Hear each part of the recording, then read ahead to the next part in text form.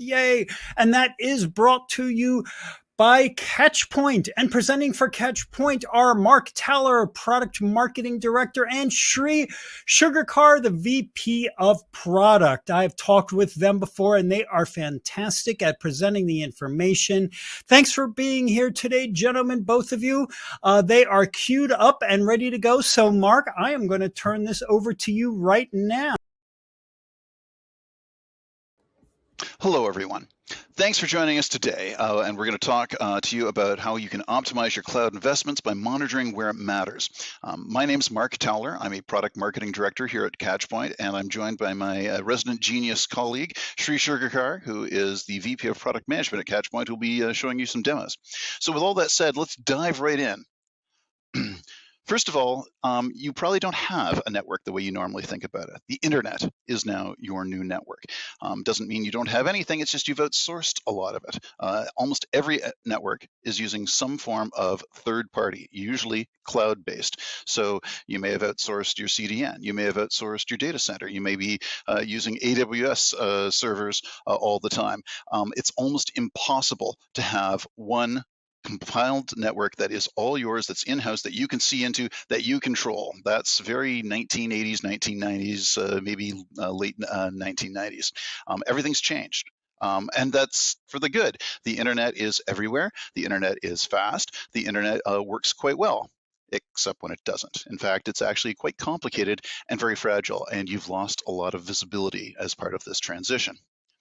Why? Well, because we have this thing called the internet stack, all right? And the idea here is all of your useful and valuable applications that you care about, that you want to provide to your users and your customers, and users that are even machines, are sitting there on the top layer, all those applications. That's what people want to do.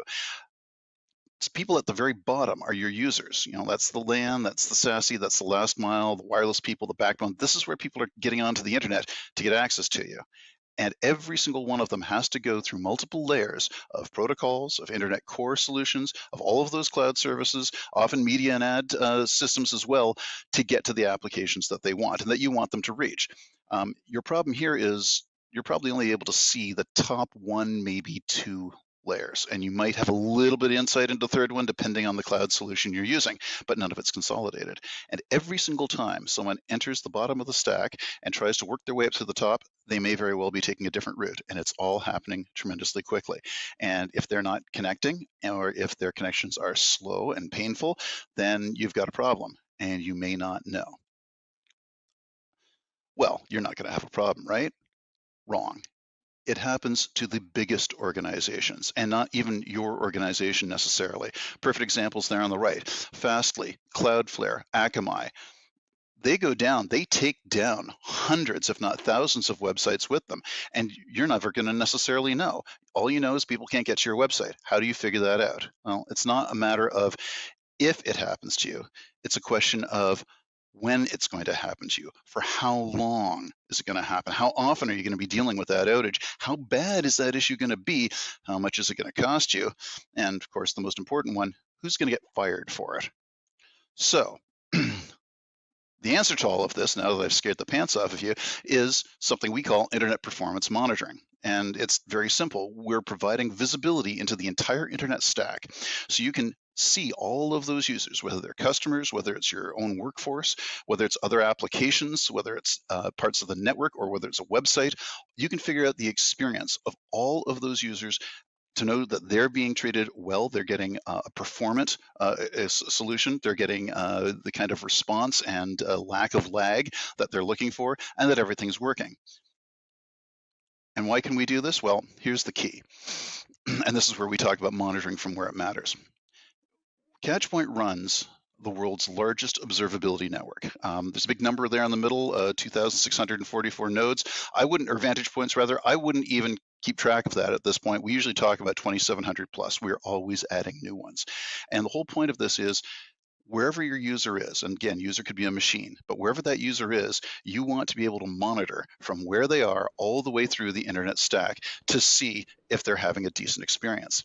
Now, if you're just looking at your own servers, your own solutions, your own systems, all in your hometown or in North America, let's say, That's not good enough. There's someone in Tokyo who's having a problem, and you're never going to know unless, of course, there's a node in Tokyo that we're able to allow you to monitor through. So we have more of these than anyone else. We are not running them on any one particular cloud service. Some of our competitors do, and when that cloud service goes down, they go down. We're completely independent. We are completely unbiased, and we are completely reliable, and we are everywhere. So what that allows us to do is monitor from where it matters, and you can see exactly what's going on for every single one of your users when they go through the internet stack and when they impact all of your cloud services. How does that help you? Well, for that, I'm actually going to pass things over to Shri, and he's going to walk you through it. So, in the journey to cloud, when we talk to our customers, depending on where the customer is in the journey to cloud, we observe different customer needs. And these days, depending on who you ask, if you ask some of the cloud providers, they will say the cloud is just in the first or second innings in the baseball terms, right? Whereas if you ask some others, they will say we are bringing workloads back from the cloud and on-prem, right? So depending on who you talk to, different answers. But when we talk to our customers, we observe that there is a spectrum of needs from the journey to the cloud, right?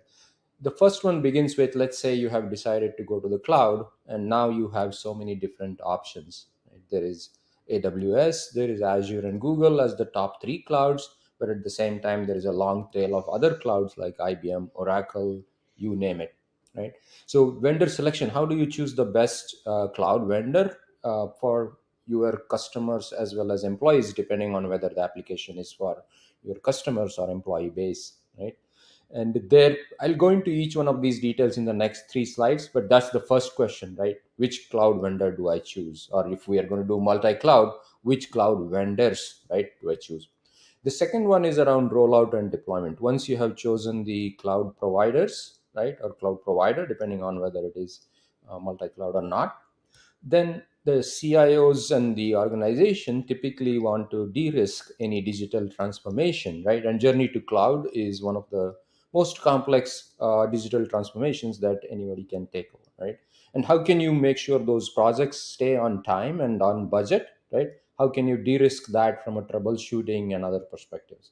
And last but not the least, once the rollout and deployment is complete, you're not done. As Mark just said, internet is complex and internet is your network. How do you continue to monitor your customers or employees are getting the best performance day to day? So I'm going to double click into each one of these three, and then I will end showing a quick demo that encompasses some of these customer needs and use cases. So moving on to vendor selection. If you talk about vendor selection, I think, as I mentioned, there are a large number of options available to you in terms of cloud vendors, in terms of the geographies they are present. And I would like to give an example here. One of our media customers, they had this question: should I host my cloud location in Miami or in one of these South American regions where their customer base was? Right. And if you look at some of the cloud costs, right, the prices that are there for different regions, the clouds vary widely in terms of the cost or in terms of the price you have to pay for those cloud locations. So for example, between Miami and one of the South America locations, we observed that there is sometimes 10x difference depending on the cloud in terms of the price you will pay, right?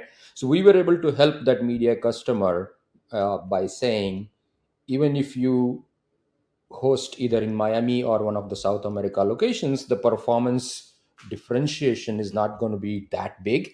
So do you really want to pay that 10x cost, right? So there's a lot of questions like that, and then troubleshooting as well as some KPIs, right? What are the KPIs for your customers or employee applications, and how that impacts your vendor selection? So we do all of that baselining from a performance, availability, and the internet resiliency perspective. We are the experts on that.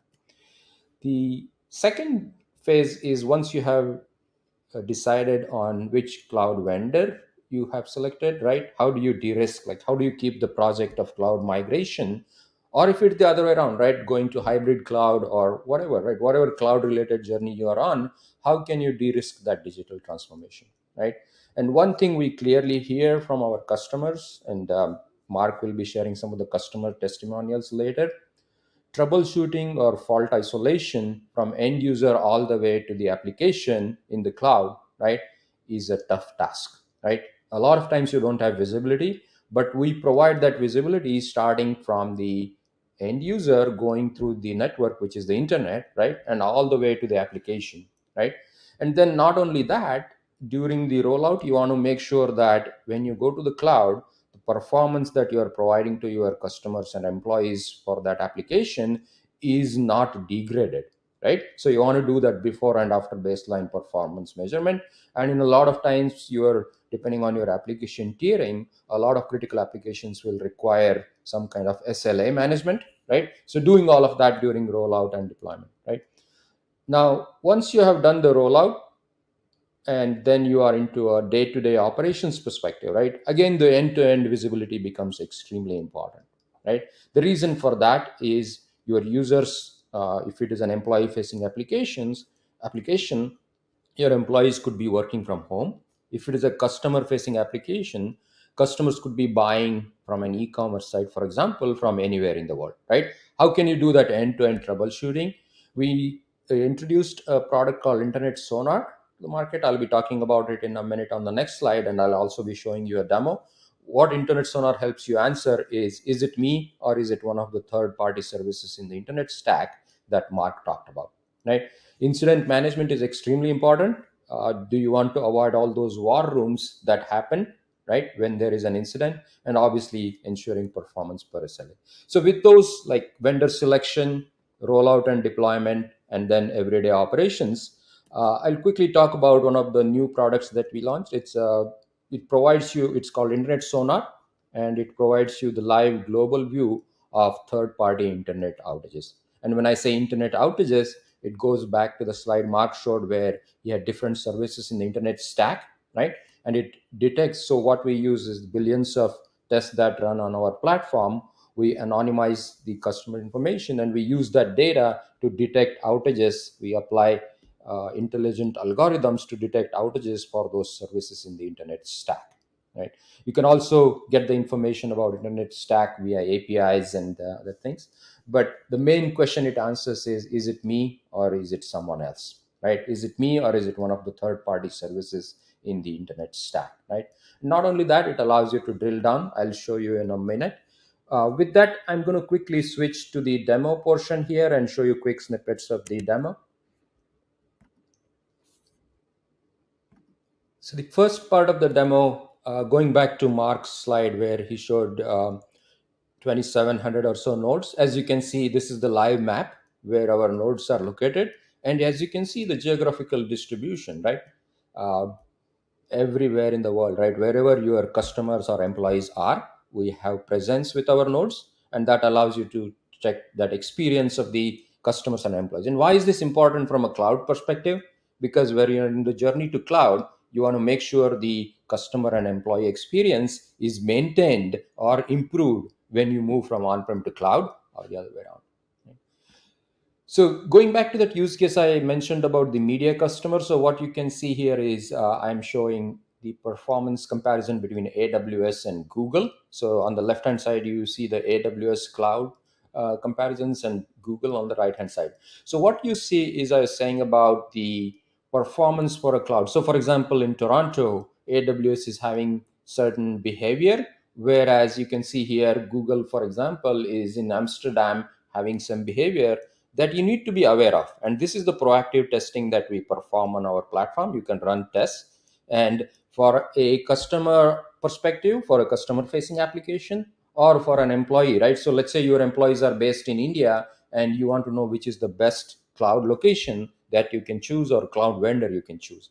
So you can run these tests proactively during vendor selection. So going back to the three phases, this highlights the piece about like the vendor selection. And I'm just showing the examples of AWS and Google, and these are limited number of tests that we have run. So don't take that I'm showing one cloud is better than other in this picture. But the main idea is we allow you to do those performance baseline measurements from a vendor selection standpoint, from a performance cost trade line perspective, and if you have any other challenges in that area, right? how can you be intelligent? Because once you choose the cloud, you're making a big investment, right? Have you made the right decision before that, right? So that's from vendor selection standpoint. The product I talked about, Internet Sonar, helps with the second and third phases we talked about the customer journey. So during the rollout and deployment, you want to know whether it is something like, is the issue you're having with the customer facing or employee facing application, is it related to your own application and code, or is it because of one of the third party services in the internet stack, right? So as you can see, some of the CDNs here, right? We use the data, as I mentioned, from billions of tests that run on our platform. And what this is showing you is, at this point, looks like AWS CloudFront is having some issues. Akamai DNS is having some issues in certain cities. Globally, at a glance, giving you a view. So during the rollout of the cloud, right, and deployment, let's say some of your customers start complaining, saying in US, Mount Laurel is where some of the users and customers or employees are complaining, saying there is issues, and you're using AWS CloudFront, you have the ability to know that kind of scenario right away, right? So giving you that ability to troubleshoot and diagnose, so that you can keep your digital transformation projects on track and on time and on budget. The last piece I'm going to show, which is similar again for the day-to-day operations and troubleshoot perspective, we have a product called Endpoint that you can deploy on your employee laptops. And what this is showing is, from an employee laptop, it takes, going back to my mention about, from the end user through the internet network all the way to the application, right? So what I'm going to show you here is how we provide that visibility. And one of the customer testimonials Mark will cover later today also highlights that.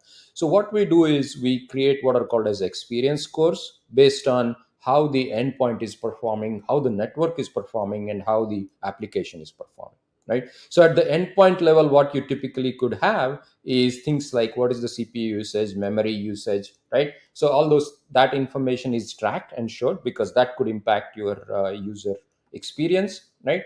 The second thing we do is, at the network level, right, we look at signal quality. And so network quality starts with your own local Wi-Fi network at home, through the ISP, through the internet, all the way to the application, right? So we track all of that, and we provide you not only trending, but where is the actual problem, right? And finally, going all the way to the application, as you can see, Bob, one of our employees, is using Portal app, which is our Catchpoint Portal app.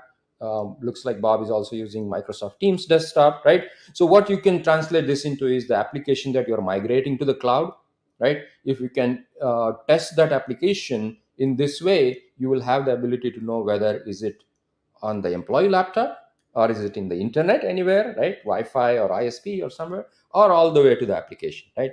And on the right hand side, you can see what are some of the key events, right? And that's something we provide you effectively in all those three phases of the cloud journey, right? Whether it is vendor selection, followed by the troubleshooting during rollout, right? And finally, the day-to-day operations. So with that, I'm going to pass it back to Mark to take us through some of the remaining.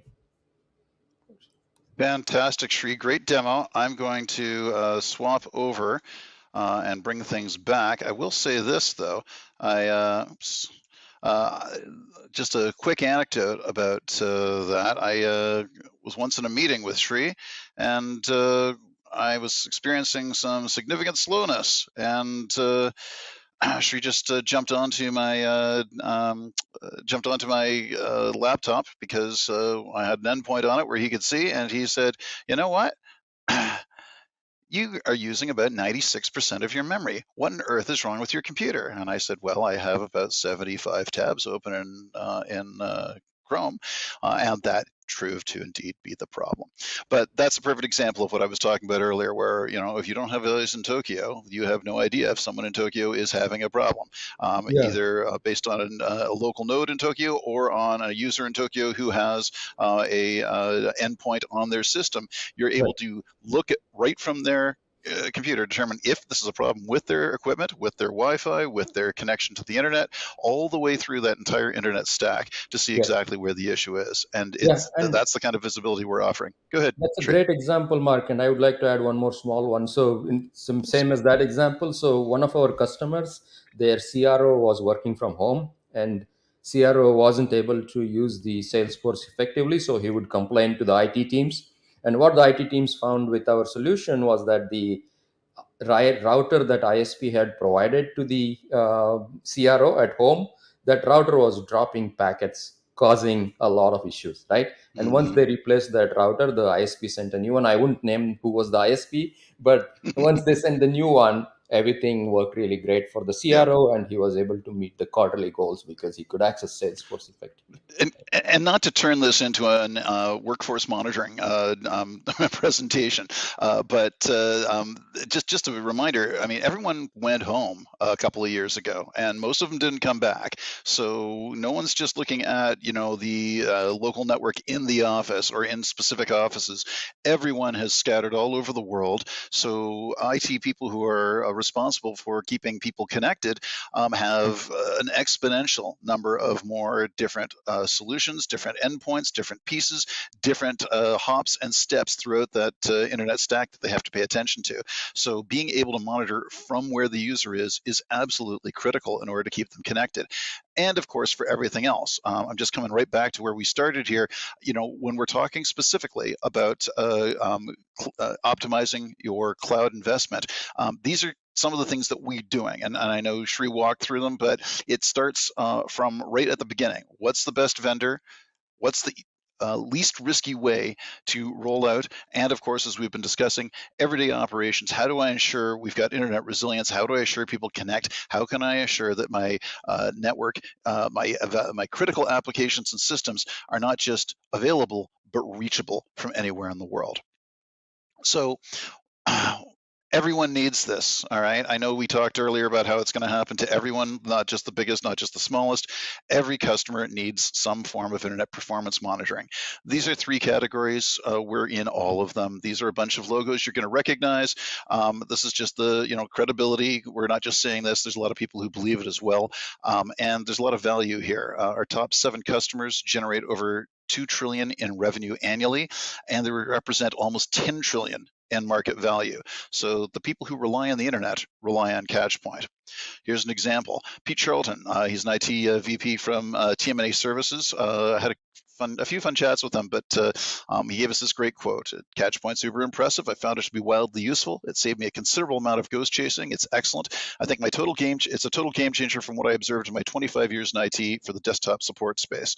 I will also not necessarily attribute this to him, but there is a customer I won't name who has said to me, every time you make a new change or improvement in your system, I get a promotion. So we've got some very happy customers out there. Why us? Is there anyone else who's doing this? Not really in some ways. I showed you that slide on the Global Observability Network. That's unique to us. Some of our competitors may claim to have 1,000 vantage points. We've got more than double that, and we're growing it constantly. That allows us to monitor what matters. Your users, whether they're machines, whether they're humans, whether they're customers, and we get to monitor from where it matters, right where they are. All right, so we can see exactly what their journey is like all the way through. And the goal of this is that we can then catch issues before they become incidents.